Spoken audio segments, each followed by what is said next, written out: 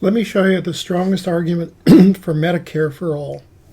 This is a standard type graph, and it shows on the horizontal axis total health spending, which is the sum of public and private health expenditures as a percentage of GDP. And on this axis, we see the average number of years a newborn child would live if current mortality patterns were to stay the same.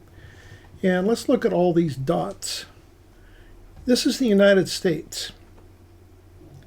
Right now, if you look down on the horizontal axis, we spend 17.9% of our gross domestic product on health care. And for that, we get a life expectancy, if you follow the dotted line over to the vertical axis, 78.7 years. Not too bad. But now let's look over here. There are a bunch of countries over here, and the yellow countries are from Europe, green countries are other countries in the Americas, and red countries are from Asia. So let's compare, for instance, Germany. They spend 11.6% of their GDP, and their reward is a life expectancy of 80.4 years. Here's Japan.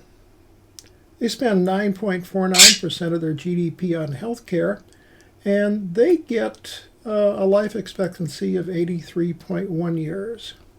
Over here, Australia, these other yellow points, Spain, 82 years and 9.54% of GDP. So let me ask a question. What do we get for our extra 6 or 7% of GDP?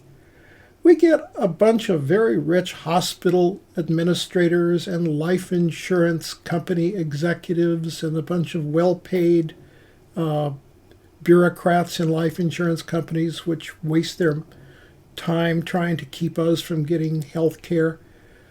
So you really want Medicare for all? Well, I would take you over to here. These people have something like Medicare for all. They have universal government-funded health insurance. You get health insurance the day you're born, okay?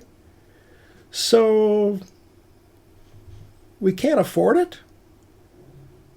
Oh, you mean we can't afford to give up the extra 6 or 7% of gross domestic product that we're spending? Huh, doggone.